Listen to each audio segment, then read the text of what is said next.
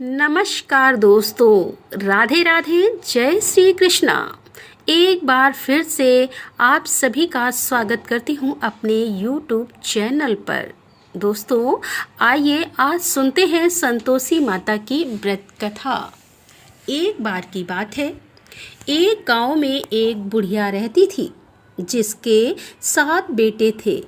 6 बेटे कमाने वाले थे और एक बेटा निकम्मा था। बूढ़िया माँ 6 पुत्रों का जूठा खाना अपने उस 7वें बेटे को देती थी। 7वां पुत्र एक दिन अपनी पत्नी से बोला, देखो मेरी माता मुझे कितना प्रेम करती है। वो बोली, क्यों नहीं, सबका जूठा बचा हुआ खाना तुमको खिलाती है। देखा है मैंने उनका प्रेम। वो बोला, जब तक मैं अपनी माँ को ऐसा करते हुए अपनी आँखों से नहीं देख लूँगा, मैं यह नहीं मान सकता। उसकी पत्नी ने हंसकर कहा, देख लोगे तब तो मानोगे ना। कुछ दिन बाद एक बड़ा त्योहार आया। घर में कई प्रकार के भोजन और चूरमे के लड्डू बने।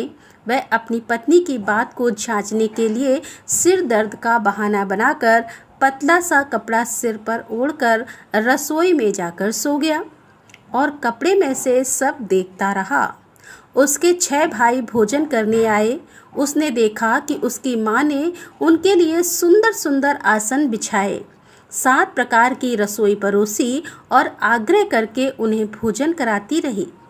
6 भाई भोजन कर उठ गए तब उसकी माँ ने उन थालियों में से लड्डुओं के टुकड़ों को उठाया और उनका एक लड्डू बना दिया। जूठन साफ करके माँ ने उसको पुकारा, उठ बेटा उठ, तेरे भाइयों ने भोजन कर लिया है, तू भी उठकर भोजन कर ले। उसने अपनी माँ को ऐसा करते हुए देख लिया। उसने अपनी माँ से कहा, माँ मुझे भोजन नहीं करना, अब मैं परदेश जा रहा हूँ। उसकी माँ ने कहा, कल जाना हो तो आज ही चला जा। वह बोला, हाँ हाँ जा रहा हूँ। यह कहकर वह अपने घर से निकल गया। चलते समय उसे अपनी पत्नी की याद आई। उसकी पत्नी गौशाला में कंडे थाप रही थी।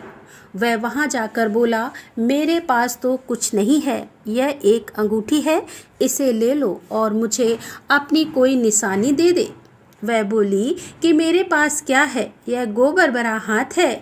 वह कहकर उसकी पत्नी ने उसकी पीठ पर गोबर के हाथ की थाप मार दी और वह फिर वहां से चल दिया।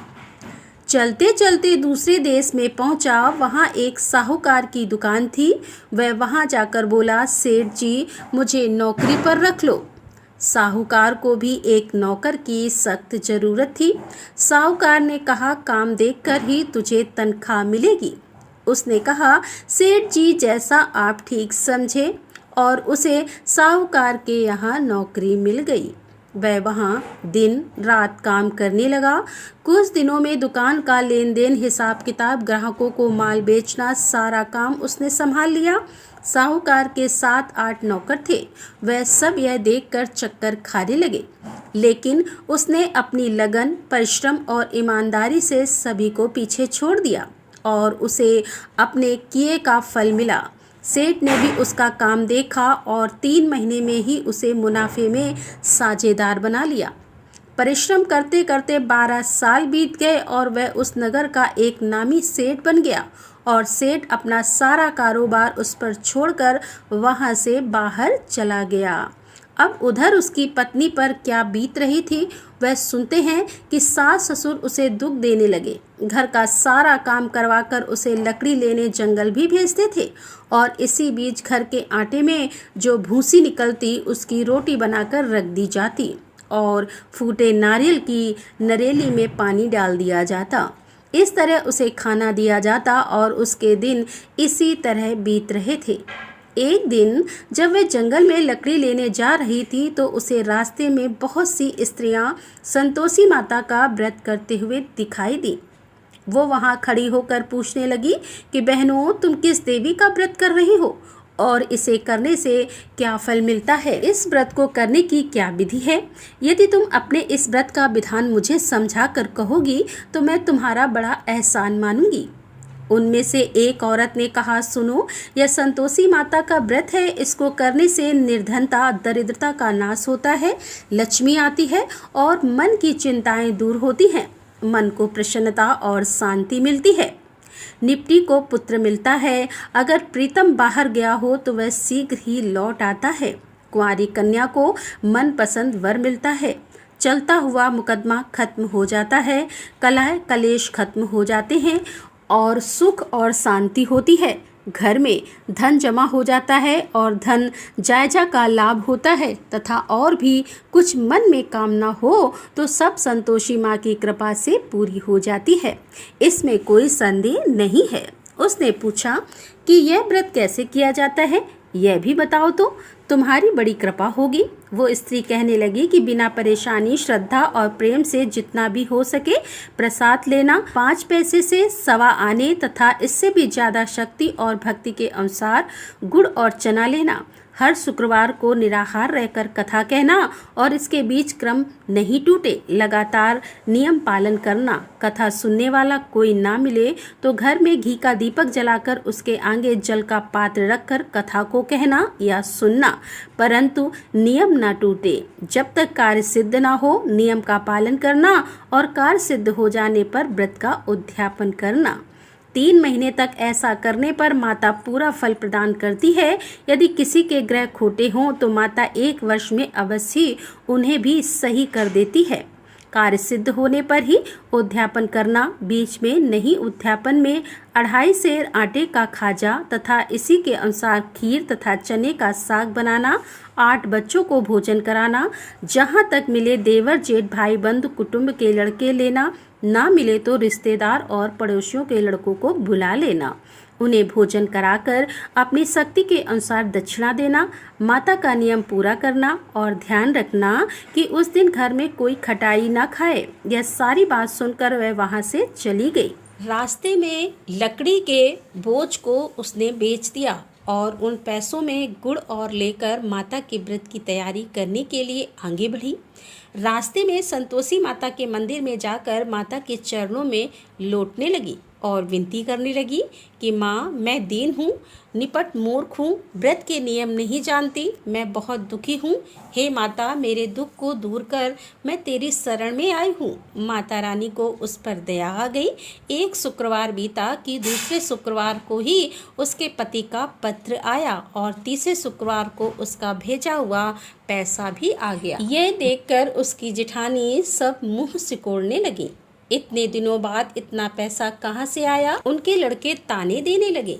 काकी के पास अब पत्र आने लगे हैं, रुपया आने लगा है, अब तो काकी की खातिर बढ़ेगी, अब तो काकी बुलाने से भी नहीं बोलेगी। बेचारी सरलता से कहती, भैया पत्र आए, रुपया आया तो हम सबके लिए ही अच्छा है। ऐसा कहकर आंखों में आंसू भरकर संतोषी माता के मंदिर में जाकर वो रोने लगी। माँ, मैंने तुमसे पैसा नहीं मांगा, मुझे पैसों का क्या काम, मुझे तो अपने सुहाग से काम है, मैं तो अपने स्वामी के दर्शन और सेवा मांगती हूँ। तब माता ने प्रसन्न होकर कहा कि जा बेटी, तेरा स्वामी जल्द ही आएगा। यह सुनकर वह खुशी से बावली होकर घर आकर काम करने लगी। संतोषी माँ विचार करने लगी कि इस भोली पुत्री से मैंने कह तो दिया कि तेरा पति शीघ्र आएगा, पर आएगा कहाँ से? वह तो इसे स्वप्न में भी याद नहीं करता, उसे इसकी याद दिलाने मुझे ही जाना पड़ेगा। तब संतोषी माता ने उस बुढ़िया के बेटे को स्वप्न में समझाया, पुत्र, तेरी घरवाली कष्ट उठा रही है। वो बोला, हाँ माता, यह मुझे मालूम है, परंतु अब मैं क्या करूं, वहां कैसे जाऊं? परदेश की बात है, लेन देन का सारा हिसाब किताब कोई नहीं, जाने का रास्ता नजर नहीं आता, आप ही कोई राह दिखाएं कि मैं वहां कैसे जाऊं। माँ ने कहा, सवेरे नहा धोकर मेरा नाम लेकर घी का दीपक जलाकर दंडवत कर और दुकान पर जा बैठना। देखते ही देखते तेरा सारा लेन देन चुक जाएगा, जमा हुआ माल भी बिक जाएगा और सांझ होते होते धन का ढेर लग जाएगा।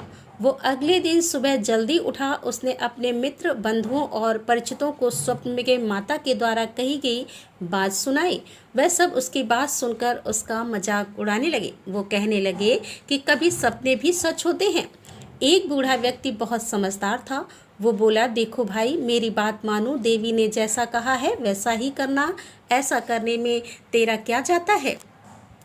बूढ़े आदमी की बात मानकर वह नहा धोकर संतोषी माता को प्रणाम कर घी का दीपक जलाकर दुकान पर जा बैठा और शाम तक उसके यहाँ धन का ढेर लग गया और सारे लेन देन भी निपट गए। वह यह देखकर बहुत हैरान हुआ और मन में संतोषी माता का नाम लेकर प्रसन्न होकर सब काम निपटाकर वह अपने घर के लिए रवाना हुआ। उधर उसकी पत्नी जंगल में लकड़ी लेने गई। लौटते समय जब वह बहुत थक गई तो संतोषी माता के मंदिर पर विश्राम करने के लिए वह बैठ गई। यह तो उसके रोज का स्थान था। धूल उड़ती देखकर उसने माता से पूछा कि हे माता, धूल कैसे उड़ रही है।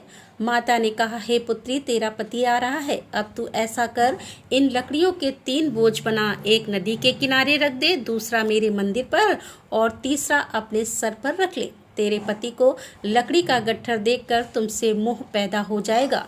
यह वहाँ रुकेगा, नाश्ता पानी बनाकर खाकर माँ से मिलने जाएगा। तो लकड़ी का बोझ उठाकर जाना और बीच चौक में गड्ढा डालकर 3 आवाजें जोर से लगाना। लो सासू जी, लकड़ियों का गट्ठा, लो भूसी की रोटी, 2 नारियल के खोपड़े में पानी, 2 आज कौन मेहमान आया है। संतोषी माता की बात सुनकर वह बोली, बहुत अच्छा माँ। और यह कहकर लकड़ियों के 3 बोझ एक नदी के तट पर, दूसरा माता के मंदिर में रख दिया। इतने में ही मुसाफिर वहां आ पहुंचा। सूखी लकड़ी देखकर उसको इच्छा हुई कि अब वह यहीं विश्राम कर ले और भोजन बनाकर खा पीकर अपने गांव के लिए चले। इस प्रकार वह अपने गांव में आ गया। उसी समय बहू सिर पर लकड़ी का गट्ठा ले आई और उस गट्ठा को आंगन में डालकर जोर से 3 आवाजें दी। लो सासू जी, लकड़ी का गट्ठा लो, रोटी दो, नारियल के खोपड़े में पानी दो, आज कौन मेहमान आया है। यह सुनकर सास ने अपने दिए हुए कष्टों को भुलाने के लिए बहू से कहा, बहू तू ऐसा क्यों कहती है, तेरा मालिक ही तो आया है। बैठ, मीठा मट्ठा भात खाकर कपड़े गहने पहन ले। पत्नी की आवाज़ सुनकर उसका स्वामी बाहर आ गया। उसके हाथ में पहनी अंगूठी देखकर वह व्याकुल हो गया। उसने माँ से पूछा, माँ यह कौन है। उसकी माँ बोली, बेटा यह तेरी पत्नी है। आज 12 वर्ष हो गए हैं जब से तू गया है, तब से सारे गांव में जानवर की तरह भटकती फिरती है। कुछ काम काज नहीं करती, 4 समय आकर खाना खाती है और तुझे देखकर भूसे की रोटी और नारियल के खोपड़े में पानी मांगती है। वह बोला, माँ मैंने सब देख लिया है, तुम मुझे दूसरे के घर की चाबी दो, अब मैं उसी में रहूँगा। वो बोली, ठीक है बेटा, जैसी तेरी मर्जी। उसने दूसरे घर को खोलकर सारा सामान जमाया। एक ही दिन में वहाँ राजा के महल जैसा ठाट बाट बन गया। अब क्या था, वो सुख भोगने लगी। अगले शुक्रवार को उसने अपने पति से कहा कि मुझे संतोषी माता का उद्यापन करना है। पति बोला, बहुत अच्छा है, खुशी से कर लो। वो जेठ के लड़कों को भोजन के लिए कहने गई और उन्हें मंजूर कर लिया। परंतु जेठानी ने अपने बच्चों को सिखाया कि देखो रे, भोजन के समय सब लोग खटाई मांगना, जिससे उसका उद्यापन पूरा ना हो पाए। लड़के भोजन करने आए और खीर पेट भर के खाई, परंतु बाद में याद आते ही कहने लगे, हमें कुछ खटाई खाने को दो, खीर खाना हमें भाता नहीं। बोले, पैसे लाओ। भोली बहू कुछ नहीं जानती थी, उसने उन्हें पैसे दे दिए। लड़कों ने बाहर जाकर उन पैसों से इमली खरीदी और खाई। ये देखकर बहू पर माताजी ने कोप कर दिया। राजा के दूत उसके पति को पकड़ कर ले गए। बहू से यह सब सहन नहीं हुआ। वह संतोषी माता के मंदिर गई और कहने लगी कि माता, हंसाकर क्यों रुलाने लगी हो। माता बोली, पुत्री तूने मेरा व्रत भंग किया, इतनी जल्दी ही सारी बातें भुला दी। वो बोली, माता मैं भूली नहीं हूँ, मैंने कुछ अपराध नहीं किया है, मुझे तो लड़कों ने भूल में डाल दिया, मुझे क्षमा कर दो। वो बोली, अब मैं कोई भूल नहीं करूँगी, आप बताओ मेरे पति वापस कैसे आएंगे। तब माँ ने कहा, पुत्री जा, तेरा पति रास्ते में तुझे आता मिलेगा। वह मंदिर से निकलकर बाहर आई तो रास्ते में उसे अपना पति आता हुआ मिला। उसने पूछा कि तुम कहाँ गए थे। वो बोला, इतना जो धन कमाया है उसका कर राजा ने मांगा था, उसे ही भरने चला गया था। वह प्रसन्न होकर बोली, अच्छा हुआ, ठीक है, अब घर चलो। फिर अगला शुक्रवार आया। वह बोली, मुझे माता का उद्यापन फिर से करना है। पति ने कहा, ठीक है कर लो। फिर वह जेठ के लड़कों के पास भोजन को कहने गई। जेठानी ने लड़कों को सिखा दिया कि तुम पहले की ही तरह इस बार भी खटाई मांगना। लड़के भोजन करने बैठे, लेकिन भोजन करने से पहले ही कहने लगे, हमें खीर पूरी नहीं भाती, इसे खाने से हमारा जी बिगड़ता है, कुछ खटाई खाने के लिए दो। मैं बोली, खटाई तो तुम्हें खाने को नहीं मिलेगी, अगर यह खाना खाना है तो खाओ, नहीं तो जाओ। उनके चले जाने पर उसने ब्राह्मण के लड़कों को बुलाकर भोजन करवाया और दक्षिणा की जगह उन्हें एक एक फल दिया। इससे संतोषी माता बहुत प्रसन्न हो गई। माता की कृपा से 9 महीने के बाद उसको चंद्रमा के समान एक सुंदर पुत्र प्राप्त हुआ। पुत्र को लेकर वह प्रतिदिन संतोषी माता के मंदिर जाने लगी। माँ ने सोचा कि वह रोज आती है, क्यों ना आज मैं ही इसके घर चलूं, इसका आसरा देखूं तो सही कि यह कहाँ रहती है। यह विचार कर माता ने एक भयानक रूप बनाया। गुड़ और चने से सना हुआ मुंह, ऊपर से मोटे मोटे ओंठ जिन पर मक्खियाँ भिनभिना रही थी। जैसे ही माँ ने दहलीज पर पैर रखा, उन्हें देखते ही उसकी सास चिल्लाई, देखो रे, कोई चुड़ैल डाइन आ रही है, लड़कों इसे भगाओ, नहीं तो यह हम सबको खा जाएगी। बहू ने रोशनदान से देख लिया और वह वहीं से प्रसन्न हो उठी। आज मेरी माता मेरे घर आई हैं, यह कहकर वह खड़ी हुई और दूध पीते बच्चे को गोद से उतार दिया। इस पर उसकी सास क्रोध में भरकर बोली, अरे इसे देखकर कैसे उतावली हो रही है, जो बच्चे को भी पटक दिया। इतने में माता के प्रताप से जहाँ देखो वहाँ लड़के ही नजर आने लगे। वह बोली, माँ, मैं जिनका व्रत करती हूँ यह वही संतोषी माता है। इतना कहकर उसने अपने घर के सारे किवाड़ खोल दिए। सबने माता के चरण पकड़ लिए और विनती करके कहने लगे कि हे माता, हम मूर्ख हैं, अज्ञानी हैं, तुम्हारे व्रत की विधि हम नहीं जानते, तुम्हारा व्रत भंग कर हमने बहुत बड़ा अपराध किया है। हे माता, आप हमारे अपराधों को क्षमा करो। इस प्रकार कहने पर संतोषी माता प्रसन्न हो गई। इसके बाद उसकी सास कहने लगी कि हे संतोषी माता, आपने बहू को जैसा फल दिया वैसा सबको देना। जो यह कथा सुने या पढ़े उसका सभी मनोरथ पूर्ण हो। जय संतोषी माता की। तो दोस्तों, यह थी संतोषी माता के व्रत की कथा। आपको यह कथा कैसी लगी कमेंट करके ज़रूर बताएं। साथ ही मेरे चैनल को सब्सक्राइब करना ना भूलें। राधे राधे, जय श्री कृष्णा, हर हर महादेव, जय भोलेनाथ की।